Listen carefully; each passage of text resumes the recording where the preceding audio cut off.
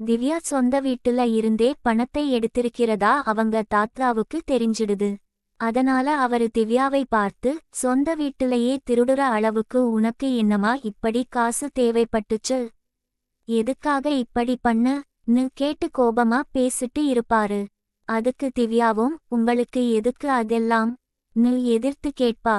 அப்ப தாத்தாவும், நீ பண்ண தப்பை நியாயப்படுத்தி பேசாதமா, எதுக்காக அந்த காசை எடுத்தன்னு சொல்லுற வரைக்கும் நான் இங்க இருந்து போக மாட்டேன்னு சொல்லுவாரு.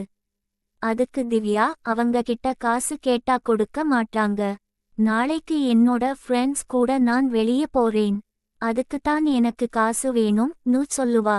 அதை கேட்ட தாத்தாவும், நீ பண்றது ரொம்ப தப்புமான்னு சொல்லுவாரு. ஆனா திவ்யாவும் அந்த நேரத்துல ரொம்ப கோபத்துல இருப்பா. அதனால தாத்தாவையே பார்த்து, நீங்க பண்றது மட்டும் எல்லாமே சரியா? பிறந்த குழந்தையை ஆர்ஃபனேஜ்ல கொண்டு போய் விட்டவர்தானே நீங்க?ன்னு சொல்லி பழைய விஷயத்தை எடுத்துட்டு பேசுவா. இதை கேட்டு அவங்க தாத்தாவே ஒரு நிமிஷம் ஷாக் ஆயிடுவாரு. அது இல்லம்மா,ன்னு சொல்லி திவ்யாவுக்கு நடந்த விஷயத்தை புரிய வைக்க முயற்சி பண்ணுவாரு. ஆனா திவ்யா அதை கேட்குற மனநிலையிலேயே இருக்க மாட்டா. என்ன நடந்துச்சுன்னு என்னால புரிஞ்சுக்க முடியாதுன்னு சொல்லிட்டு கோபத்துல அங்கிருந்து போயிடுவா. இதையெல்லாம் பார்த்த அவங்க தாத்தாவுக்கும் ரொம்ப கஷ்டமாயிடும். அதே நேரத்துல ரீனா திரும்ப வந்தப்ப அவளை ஏன் அக்செப்ட் பண்ணிக்கலன்னு தாத்தா கேட்பது மாதிரியான கேள்விகளும் அங்க நடந்திருக்கும். ஆனா திவ்யாவோ, நான் மட்டும்தான் இங்க தப்பா இருக்குற மாதிரி எல்லாரும் நடந்துக்கிறீங்கன்னு சொல்லிட்டு ரொம்ப கடுப்புல அங்கிருந்து கிளம்பி போயிடுவா. திவ்யா போன விதத்தை பார்த்த தாத்தாவுக்கு இப்ப ரொம்பவும் கஷ்டமாயிருக்கும். அடுத்த பக்கம் லீனா கேண்டீன்ல உட்கார்ந்து ஜூஸ் குடிச்சிட்டு இருப்பா. அவகிட்ட பேசுறதுக்காக கதிரும் அங்க போயிருப்பான். நேத்து நடந்த பார்ட்டியில நிறைய விஷயங்கள் பேசினது ஞாபகம் இருக்குமே. அதனால கதிர், நீ கூட டேட்டுக்கு வரேன்னு சொன்னியே, எப்ப போலாம்?ன்னு கேட்பான். அதை கேட்ட ரீனா உடனே, என்னது டேட்டா?ன்னு ஷாக் ஆயிடுவா. அப்ப கதிர் சொன்ன விஷயத்தை கேட்கும்போது, அர்ஜுனுக்கு புதுசா கேர்ள் ஃப்ரெண்ட் வந்திருக்கான்னு சொன்னது ரீனாவுக்கு ஞாபகம் வரும். அதனால ரீனாவும், டேட், ஆமா சொன்னேன், நீ நினைக்கிற மாதிரி அந்த டேட் கிடையாதுன்னு சொல்லுவா. இன்னைக்கு நைட் எங்க வீட்டுக்கு சாப்பிட வரலாம், எங்க அப்பா அங்கிள் எல்லாருமே இருப்பாங்க, ஃபேமிலி மீட் பண்ணிக்க உனக்கு ஒரு நல்ல சான்ஸ் கிடைக்கும், எல்லாருமே ரொம்ப சில் ஆயிருப்பாங்க,ன்னு ரீனா கதிரை அழைப்பா. கதிரும் அதுக்கு ஓகே சொல்லுவான். ஆனா அதுக்குள்ள ரீனாவுக்கு எமர்ஜென்சி வார்ட்ல இருந்து ஒரு கேஸ் வந்திருக்கும். அதனால ரீனாவும் அங்கிருந்து உடனே கிளம்பி போயிடுவா. அது ஒரு பக்கம் இருக்க, ரீனா வீட்டுக்கு போய் டின்னர் சாப்பிட போறோம்னு நினைச்ச கதிர் ரொம்ப சந்தோஷமா இருந்திருப்பான். ஆனா எமர்ஜென்சி வார்ட்ல ஒரு சின்ன பொண்ணு சைக்கிள்ல போயிட்டு கீழே விழுந்துட்டதாக சொல்லி அட்மிட் பண்ணிருப்பாங்க. அந்த குழந்தைக்கு உடம்புல நிறைய காயங்கள் இருந்திருக்கும். அந்த குழந்தையோட அம்மாவும் அடிபட்டிருக்குமேம். உடம்புல வேற வேற இடத்துல வலிக்குது, என்ன ஆச்சுன்னு பாருங்க,ன்னு சொல்லுவாங்க. அங்க இருந்த நர்ஸும், நீங்க 2 பேரும் வெளியே வெயிட் பண்ணுங்க, பாப்பாவை டெஸ்ட் பண்ணி பார்த்துட்டு டாக்டர் என்னன்னு சொல்றாங்கன்னு பார்ப்போம்,ன்னு சொல்லி குழந்தையோட அம்மாவை வெளியே அனுப்புவாங்க. அதுக்கப்புறம் ரீனா அந்த குட்டி பொண்ணுகிட்ட பேச ஆரம்பிப்பா. எங்கெங்கெல்லாம் அடிபட்டிருக்கு என்று பார்த்துக்கிட்டு இருப்பா. ஆனா குழந்தையோட உடம்பை முழுசா பார்த்தப்போ, சில காயங்கள் சாதாரணமாக கீழே விழுந்ததால ஏற்பட்ட காயங்கள் மாதிரி தெரியாது. அதனால ரீனாவுக்கு சந்தேகம் வரும். என்ன ஆச்சுமா?ன்னு அந்த குழந்தையிடம் கேட்பா. அந்த குழந்தையும், சைக்கிள் ஓட்டும்போதுதான் கீழே விழுந்துட்டேன்னு சொல்லும். ஆனா குழந்தையோட உடம்புல இருந்த காயங்களை பார்த்த ரீனாவுக்கு ஏதோ தப்பா பட்டிருக்கும். அதனால நர்ஸ்கிட்ட பெயின் கில்லர் கொடுக்க சொல்லிட்டு விஜயோட கேபினுக்கு போவா. அங்க போய், ஒரு குட்டி பொண்ணு அட்மிட் ஆயிருக்கா, அவளோட உடம்புல நிறைய காயங்கள் இருக்கு, ஏதோ சரியா படல, நான் அந்த குழந்தைகிட்ட கேட்டேன், ஆனா சைக்கிள்ல இருந்து கீழே விழுந்துட்டேன்னு மட்டும் சொல்றா. அவளுக்கு உண்மையில என்ன நடந்துச்சுன்னு தெரியாம கூட இருக்கலாம்னு சொல்லுவா. விஜயும், அந்த குட்டி பொண்ணோட பேரண்ட்ஸ் கிட்ட இதை பற்றி சொல்லுங்க, அவங்க கேட்டா ஒருவேளை அந்த குழந்தை உண்மையை சொல்ல வாய்ப்பு இருக்குன்னு சொல்வாரு. அதனால ரீனாவும் அந்த குழந்தையோட பேரண்ட்ஸ் 2 பேரையும் கூப்பிட்டு உட்கார வச்சு பேசுவா. உங்க குழந்தையோட உடம்புல அங்கங்க காயங்கள் இருக்கு, அதெல்லாம் பார்க்கும்போது சைக்கிள்ல இருந்து கீழே விழுந்த மாதிரி தெரியல. அது மட்டுமில்லாம ப்ளீடிங் இருக்கு. பாப்பாவை யாராவது தப்பான இன்டென்ஷன்ல டச் பண்ணிருக்க வாய்ப்பு இருக்குன்னு எனக்கு சந்தேகமா இருக்கு ரீனா சொல்லுவா. இதை கேட்ட குழந்தையோட அப்பா ரொம்ப டென்ஷன் ஆயிடுவாரு. எங்க பொண்ணை எங்களுக்கு பார்த்துக்க தெரியும். ட்ரீட்மெண்ட் பண்ண தெரிஞ்சா பண்ணுங்க, தெரியலன்னா சொல்லுங்க, நாங்க வேற ஹாஸ்பிட்டல் பார்த்துக்கறோம்னு கோபமா பேசுவாரு.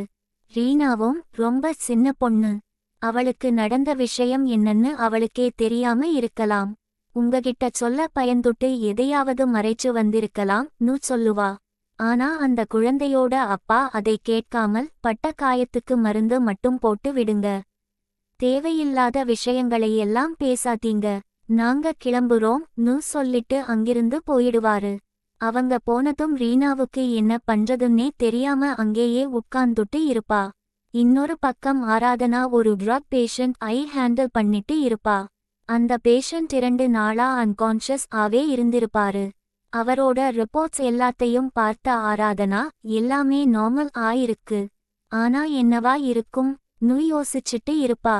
அப்ப ட்ரக் பற்றி நிறைய இன்ஃபர்மேஷன் தெரிஞ்ச ஒருத்தர் அந்த பேஷண்ட் பயன்படுத்திய ட்ரக் பற்றி சொல்லுவாரு.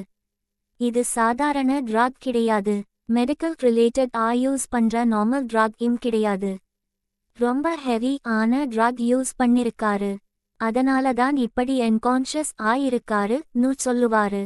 அவர் சொன்ன ட்ரக் இன்ஃபர்மேஷன் எல்லாமே கரெக்ட் ஆயிருந்திருக்கும். அதனால ரதியும் இந்த பேஷண்ட்க்கு என்ன ட்ரீட்மெண்ட் பண்ணணும்னு நீங்களே டிசைட் பண்ணுங்கன்னு ஆராதனாவிடம் சொல்லுவாங்க. அதே நேரத்துல ராகவ் ஃபார்மசிக்கு போய் பெயின் கில்லருக்கு என்னென்ன ட்ரக்ஸ் யூஸ் பண்றாங்கன்னு பார்த்துட்டு இருப்பான். அங்க ஒரு பர்டிகுலர் மெடிசன் பார்த்ததும் ராகவுக்கு சந்தேகம் வரும். யாரு இந்த மருந்தெல்லாம் வாங்குறதுன்னு கேட்பான்.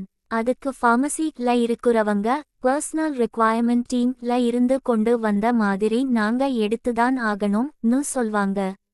இதை கேட்ட ராகவுக்கு ஏதோ தப்பா இருக்கேன்னு சந்தேகம் வந்து யோசிச்சுட்டு இருப்பான்.